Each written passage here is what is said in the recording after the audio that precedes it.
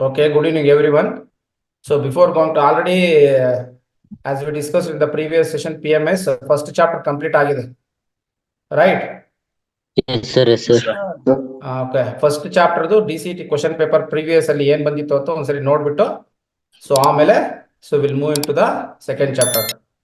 ತುಂಬಾ ಸಿಂಪಲ್ ಆಗಿರುತ್ತೆ ಕ್ವಶನ್ಸ್, ಜಾಸ್ತಿ ತಲೆ ಕೆಡಿಸ್ಕೊಳ್ಳೋಷ್ಟಿರಲ್ಲ. ನೋಡಿ, ಕ್ವಶನ್ ನಂಬರ್ 61 ಇಂದ ಕೇಳಿದ್ದಾರೆ. ಓಕೆನಾ? ಅದು ಆಲ್ರೆಡಿ ನನ್ನ ಹತ್ರ ಯಾರೋ ಕಲೆಕ್ಟ್ ಮಾಡಿದ ಪೇಪರ್ ಅಲ್ಲಿ ಎಲ್ಲ ಟಿಕ್ ಮಾಡಿದ್ದಾರೆ. ಸೊ ದಯವಿಟ್ಟು ಕಣ್ಣ ಆ ಕಡೆಗೆ ಹೋಗುತ್ತೆ. ಆಬ್ವಿಯಸ್ಲಿ ನಾನು ಬೇಡ ಅಂದ್ರೂ ಒಂದ್ಸರಿ ಹೇಳ್ಬಿಟ್ಟು ಆಪ್ಷನ್ಸ್ ಎಕ್ಸ್ಪ್ಲೈನ್ ಮಾಡ್ತೀನಿ. ಫಸ್ಟ್ ಚಾಪ್ಟರ್ ಇಂದ ಎಷ್ಟು MCQs ಬರುತ್ತೆ DCT ಪೇಪರ್ ಅಲ್ಲಿ? 4. ನೋಡಿ, 60 ಇಂದ 88th ಕ್ವಶನ್ ವರೆಗೂ PMS ಇದೆ. First question, project management is a combination of human and non human resources, only human resources, only non human resources, no resources at all ಅಂತಿದೆ. So no resources at all ಈಸಿಯಾಗಿ ತೆಗಿಬಹುದು ನಾವು. Project management ಅನ್ನೋದು combination of, ಕೇಳಿಸ್ಕೊಳ್ಳಿ ಸಾಕು ದಯವಿಟ್ಟು. ಈ 4 questions already ನಾವು ಡಿಸ್ಕಸ್ ಮಾಡಿದೀವಿ. ಯಾರಾದ್ರೂ ಫಸ್ಟ್ ಹೊಸದಾಗಿ ಬಂದಿದ್ರೆ ಸುಮ್ಮನೆ ಅವ್ರಿಗೆ ಹೆಲ್ಪ್ ಆಗ್ಲಿ, ಮತ್ತೆ ಕ್ವಶನ್ ಪೇಪರ್ ಒಂದು ಐಡಿಯಾ ಬರ್ಲಿ ಅಂತ ಹೇಳ್ತಿದ್ದೀನಿ. ರೆಗ್ಯುಲರ್ ಸ್ಟೂಡೆಂಟ್ಸ್ ಎಲ್ಲ ಅರ್ಥ ಆಗಿದೆ, ಸೊ ಇಂಟರಪ್ಟ್ ಮಾಡಬೇಡಿ. ಒಂದು 2 ಮಿನಿಟ್ಸ್ ನಾನು ಎಕ್ಸ್ಪ್ಲೇನ್ ಮಾಡ್ಬಿಡ್ತೀನಿ, ಆಮೇಲೆ ಹೊಸ ಚಾಪ್ಟರ್ ಸ್ಟಾರ್ಟ್ ಮಾಡೋಣ. ಕೇಳಿಸ್ಕೊಳ್ಳಿ. ಸದ್ಯ ಎಲ್ಲ ನಾವು ಮೋರ್ ದೆನ್ 90+ ಕ್ವಶನ್ಸ್ ಸಾಲ್ವ್ ಮಾಡಿದೀವಿ ಫಸ್ಟ್ ಚಾಪ್ಟರ್ ಅಲ್ಲಿ. ಈ ಪೇಪರ್ ಅಲ್ಲಿ ಏನ್ ಬಂದಿದೆ ಅಂತ ಇನ್ನೊಂದ್ಸರಿ ನೋಡೋಣ ಅಷ್ಟೇ. Project management is a combination of human and non-human resources, only human resources, only non-human resources, no resources at all. So project ಒಂದು ಮ್ಯಾನೇಜ್ಮೆಂಟ್ ನ ಮಾಡ್ಬೇಕಾದ್ರೆ ನಮಗೆ ಖಂಡಿತ ಹ್ಯೂಮನ್ಸು ಬೇಕಾಗ್ತಾರೆ, ನಾನ್ ಹ್ಯೂಮನ್ ಥಿಂಗ್ಸು ಬೇಕಾಗುತ್ತೆ. ನಾನ್ ಹ್ಯೂಮನ್ ಥಿಂಗ್ಸ್ ಯಾವ್ದಾವ್ದು? ಮಿಷನರೀಸು, ಮೆಟೀರಿಯಲ್ಸು, ಅರ್ಥ ಆಗ್ತಿದ್ಯಾ? ಸೊ ಇದೆಲ್ಲ ಬೇಕಾಗತ್ತೆ. ಸೊ ಮತ್ತೆ ಹ್ಯೂಮನ್ಸು ಬೇಕಾಗ್ತಾರೆ. ಸೊ ಆಪ್ಷನ್ ಎ ಕರೆಕ್ಟ್ ಆಗುತ್ತೆ. ಮಿಕ್ಕಿರೋದು BCD 3 ರಾಂಗ್ ಆಗುತ್ತೆ. ಮತ್ತೆ ನೋಡಿ, ಇಲ್ಲಿ ಸ್ವಲ್ಪ ಕ್ವಶನ್ ಕನ್ಫ್ಯೂಷನ್ ಮಾಡ್ಕೊಳ್ತೀರಾ. The consultant who is appointed ಅನ್ನೋದಿದೆ ವರ್ಡ್ ಅಲ್ಲಿ. ಅಪಾಯಿಂಟೆಡ್ ಅಂತಿದೆ. ನೀವು ಅಪಾಯಿಂಟ್ ಯಾವಾಗ ಮಾಡ್ಕೊಳ್ತೀರಾ? ಹೊರಗಡೆಯವ್ರನ್ನ ಒಳಗಡೆ ಅಪಾಯಿಂಟ್ ಮಾಡ್ಕೊಳ್ತೀರಾ. ಅರ್ಥ ಆಗ್ತಿದ್ಯಾ? So consultant who is appointed to carry out project work. So ನೀವು ಒಂದು ಪ್ರಾಜೆಕ್ಟ್ ವರ್ಕ್ ನ ಕ್ಯಾರಿ ಔಟ್ ಮಾಡೋದಕ್ಕೆ ಕನ್ಸಲ್ಟೆಂಟ್ ನ ಹೊರಗಡೆಯಿಂದ ತಗೊಳ್ತಾ ಇದ್ದೀರಾ. ಅಪಾಯಿಂಟ್ ಅನ್ನೋ ವರ್ಡ್ ಇಂದ ಗೊತ್ತಾಗತ್ತದು. ಸೊ ಅಲ್ಲಿ ನಿಮ್ಗೆ ಕಾಂಪೌಂಡ್ ಹೌಸ್ ಕನ್ಸಲ್ಟೆಂಟ್ ನಮ್ಗೆ ಗೊತ್ತೇ ಇಲ್ಲ, ಬ್ರಿಡ್ಜ್ ಕನ್ಸಲ್ಟೆಂಟ್ ನಮ್ಗೆ ಗೊತ್ತೇ ಇಲ್ಲ. ಅವೆರಡನ್ನು ತೆಗಿಬಹುದು. ನಮ್ಗೆ ಗೊತ್ತಿರೋದು 2: in house consultant, out house consultant. Out house consultant ಅಂತ. In house consultant is a separate department present with in the organisation. ಅರ್ಥ ಆಗ್ತಿದ್ಯಾ?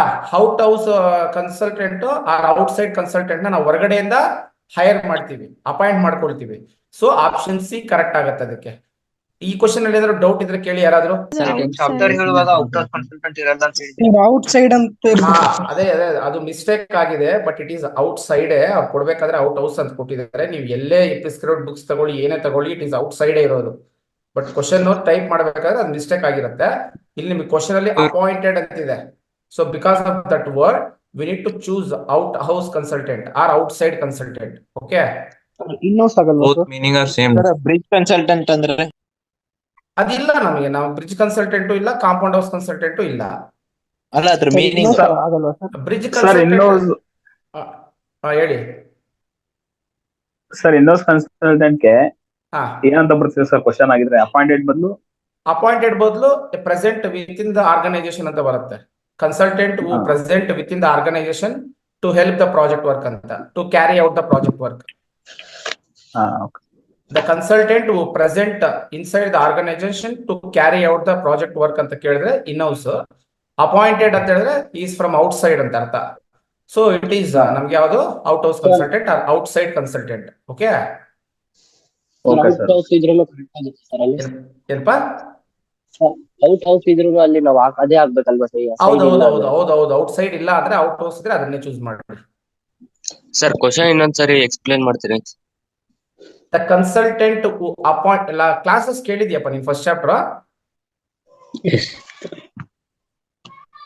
ನೀವ್ ಯಾರಾದ್ರೂ ದಯವಿಟ್ಟು ಒಂದು ರಿಕ್ವೆಸ್ಟ್ ನಮ್ಮ ಕಡೆಯಿಂದ ಏನು ಅಂದ್ರೆ, ನೀವೇನಾದ್ರೂ ಈ ಕ್ಲಾಸಸ್ಗೆ ಇಲ್ಲ ಕೆಲವು ಕ್ಲಾಸಸ್ ಆದ್ಮೇಲೆ ಜಾಯ್ನ್ ಆಗಿದ್ರೆ ಪ್ರೀವಿಯಸ್ ವಿಡಿಯೋಸ್ನೆಲ್ಲ ಡೀಟೇಲ್ಡ್ ಆಗಿ ನೋಡಿ, ಟೈಮ್ ತಗೊಂಡು ತುಂಬಾ ಹೆಲ್ಪ್ ಆಗುತ್ತೆ.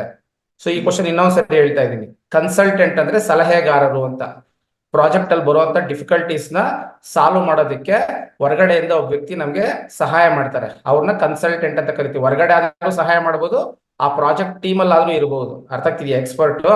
ಸೊ ಇವಾಗ ಕ್ವಶನ್ ಏನ್ ಕೇಳಿದ್ದಾರೆ, consultant who appointed to carry out project work ನ ಸ್ಮೂತ್ ಆಗಿ ನಡೆಸೋದಕ್ಕೆ ನಾವು ಯಾರ್ದೋ ಒಬ್ರದ್ದು ಹೆಲ್ಪ್ ತಗೊಳ್ತಾ ಇದೀವಿ, ಅವ್ರನ್ನ ಹೊರಗಡೆಯಿಂದ ಅಪಾಯಿಂಟ್ ಮಾಡಿದೀವಿ ಅಂತ ಕೇಳ್ತಿದ್ದಾರೆ. ಸೊ ಅಲ್ಲಿ ನಮ್ಗೆ ಕನ್ಸಲ್ಟೆಂಟ್ ಅಲ್ಲಿ 2 ಟೈಪ್ಸ್ ಇದೆ, in house consultant, out side consultant ಅಂತ. ಇನ್ ಹೌಸ್ ಅಂದ್ರೆ ಸೇಮ್ ಆರ್ಗನೈಸೇಷನ್ ಅಲ್ಲಿ ಸೇಮ್ ಪ್ರಾಜೆಕ್ಟ್ ಟೀಮ್ ಜೊತೆ ಅಲ್ಲೇ ಕೆಲಸ ಮಾಡ್ತಿರ್ತಾರೆ throughout the project from the beginning to ending. ಅವ್ರು ನಾವೇನ್ ಅಪಾಯಿಂಟ್ ಮಾಡ್ಕೊಂಡಿರೋ ಟೀಮ್ ಅಲ್ಲೇ ಇರ್ತಾರೆ, ಫಸ್ಟ್ ಇಂದ ಟೀಮ್ ಅಲ್ಲೇ ಇರ್ತಾರೆ, ಸಪರೇಟ್ ಆಗಿ ತಗೊಳ್ತಾ ಇಲ್ಲ, ಅಪಾಯಿಂಟ್ ಮಾಡ್ಕೊಳ್ತಾ ಇಲ್ಲ ಅವ್ರನ್ನ. ಔಟ್ ಹೌಸ್ ಹಂಗಲ್ಲ, ಪ್ರಾಜೆಕ್ಟ್ ಅಲ್ಲಿ ನಾವು ಹೊರಗಡೆಯಿಂದ ಒಬ್ಬ ಎಕ್ಸ್ಪರ್ಟ್ ನ ಸ್ಟಾರ್ಟಿಂಗ್ ಅಲ್ಲಿ ಹೈರ್ ಮಾಡ್ಕೊಳ್ತೀವಿ ಅವ್ರ ಸಜೆಷನ್ಸ್ ತಗೊಳ್ಳೋದಕ್ಕೆ. ಅವರು ಅವಾಗ ಬಂದು ನಮ್ಗೆ ಸಪೋರ್ಟ್ ಮಾಡ್ತಿರ್ತಾರೆ. ಅರ್ಥ ಆಗ್ತಿದ್ಯಾ? ಅಂತವ್ರನ್ನ ಔಟ್ ಸೈಡ್ ಕನ್ಸಲ್ಟೆಂಟ್ ಅಂತ ಕರಿತೀವಿ. ಅದರಲ್ಲಿ 2 ಟೈಪ್ಸ್ ಇದೆ, ಲೋಕಲ್ ಮತ್ತೆ ಫಾರಿನ್ ಅಂತ. ಲೋಕಲ್ ಅಂದ್ರೆ with in the same country, foreign ಅಂದ್ರೆ ಔಟ್ ಸೈಡ್ ದ ಕಂಟ್ರಿ ಅಂತ ಬರ್ತಾರೆ. ಸೊ ಇಲ್ಲಿ ನಮ್ಗೆ ಅಪಾಯಿಂಟೆಡ್ ಅಂತ ಬಂದಿರೋದ್ರಿಂದ so we need to go for the option C, right? Clear? ಕೇಳಪ್ಪ ಸರ್. ಅದು ಇನ್ ಹೌಸ್ ಕನ್ಸಲ್ಟೆಂಟ್ ಇರ್ತಾರಲ್ಲ ಸರ್, ಅವ್ರಿಗೆ ಇವಾಗ ಅವ್ರು ಇನ್ನೊಂದು ವರ್ಕ್ ಅಲ್ಲಿ ಇರ್ತಾರೆ, ಇವಾಗ ಪ್ಲಸ್ ಈ ವರ್ಕ್ ಅಸೈನ್ ಮಾಡಿದ್ರೆ ಕಂಪ್ನಿ ಅವ್ರಿಗೆ ಎಕ್ಸ್ಟ್ರಾ ಪೇ ಮಾಡುತ್ತಾ ಇಲ್ಲ ಅಷ್ಟೇ, ಎಷ್ಟು ಕೊಡ್ತಾರೋ ಅಷ್ಟೇನಾ ಸರ್? ಅದು ಡಿಪೆಂಡ್ಸ್ ಕಂಪನಿ ಮತ್ತೆ ರೂಲ್ಸ್ ಅಂಡ್ ನಾರ್ಮ್ಸ್. ನಮ್ಮ ಇದರಲ್ಲಿ ಇಲ್ಲ ಅದು. ಅರ್ಥ ಆಗ್ತಿದ್ಯಾ? ಅವ್ರ ಕನ್ಸಲ್ಟೇಷನ್ಗೆ ಅಂತ ತಗೊಳೋದ್ರಿಂದ ಅವ್ರು ಏನಿರುತ್ತೋ ಕಂಪನಿ ಬೇಸ್ ಮೇಲೆ ಅವ್ರಿಗೆ ಪೇಮೆಂಟ್ಸ್ ಎಲ್ಲ ಕೊಡ್ತಾರೆ. ಅದು ನಮ್ಗೆ ಬೇಕಾಗಿಲ್ಲ ಬಿಡ್ರು, ಅವೆಲ್ಲ ಏನಕ್ಕೋ ಥಿಂಕ್ ಮಾಡ್ತೀರಾ. ಕ್ವಶನ್ ನಂಬರ್ ನೋಡಿ 63 ನೋಡಿ, ಈಸಿಯಾಗಿ ಹೇಳ್ಬೋದು. The type of project which requires minimum amount of capital ಯಾವುದು? ನಾರ್ಮಲ್. ಟೋಟಲಿ ಎಷ್ಟು ಪ್ರಾಜೆಕ್ಟ್ಸ್ ನ ಓದಿದೀರಾ ನೀವು? 3. Normal, crash, disaster.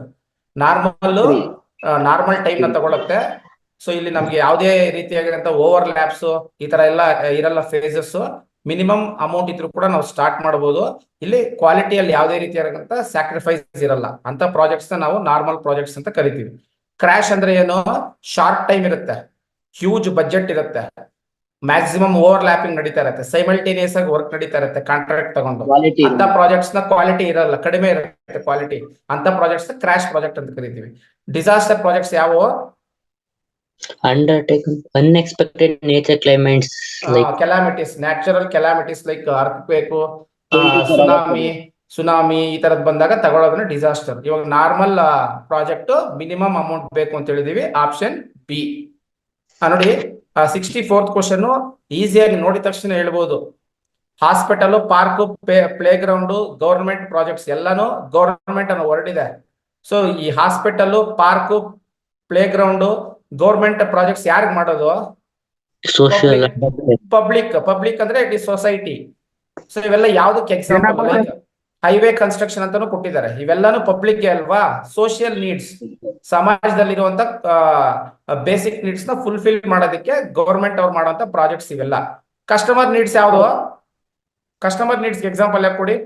ಪ್ರಾಜೆಕ್ಟ್ ಅದೇ ಯಾವ ಅಲ್ಲ ಕಣ್ರೋ, ಇವಾಗ ಸೋಷಿಯಲ್ ನೀಡ್ಸ್ಗೆ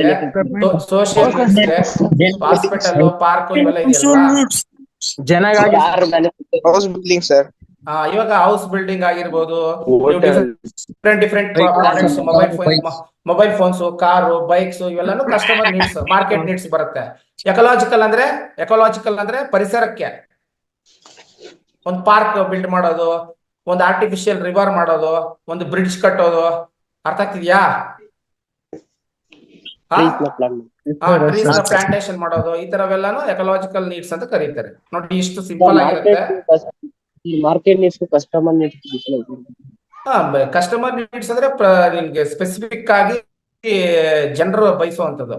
ಮಾರ್ಕೆಟ್ ನೀಡ್ಸ್ ಅಂತ ಹೇಳಿದ್ರೆ ಇವಾಗ ಒಂದು ಮಾರ್ಕೆಟ್ ನೀನೇ ಮಾಡ್ತೀಯ, ಮಾರ್ಕೆಟ್ ನೀಡ್ ಅಲ್ಲಿ ನಿನ್ಗೆ ಏನೋ ಒಂದು ಪರ್ಟಿಕ್ಯುಲರ್ ಬಿಸ್ನೆಸ್ ಗೆ ತುಂಬಾ ಡಿಮ್ಯಾಂಡ್ ಇದೆ, ಟೀ ಬಿಸ್ನೆಸ್ ಗೆ ತುಂಬಾ ಡಿಮ್ಯಾಂಡ್ ಇದೆ, ಜನರು ಕೋರ್ಕೊಳ್ತಾ ಇದಾರೆ, ಬೇಕಾಗಿದೆ ಅಂತದಕ್ಕೆ ನೀನೊಂದು ಟೀ ರಿಲೇಟೆಡ್ ಇಂಡಸ್ಟ್ರಿ ಏನೋ ಮಾಡ್ತೀಯ ಅನ್ಕೋ, ಅದನ್ನ ಮಾರ್ಕೆಟ್ ನೀಡ್ಸ್ ಅಂತ ಕರಿತೀವಿ. ಪ್ರಾಡಕ್ಟ್ ನ ರೆಡಿ ಮಾಡ್ತೀವಿ. ಹೌದು, ಆ ಪ್ರಾಡಕ್ಟ್ ನ ರೆಡಿ ಮಾಡಿ ಜನರಿಗೆ ಸೇಲ್ ಮಾಡ್ತೀವಿ ನಾವು. ಅದು ಮಾರ್ಕೆಟ್ ಡಿಮ್ಯಾಂಡ್ ಮಾಡ್ತಾ ಇದೆ. ಈ ರೀತಿ ಇರುತ್ತೆ ಕಂಡ್ರು. ಫಸ್ಟ್ ಚಾಪ್ಟರ್ ಕ್ವಶನ್ಸ್ ಅರ್ಥ ಆಯ್ತಾ? 4 ಇವಾಗ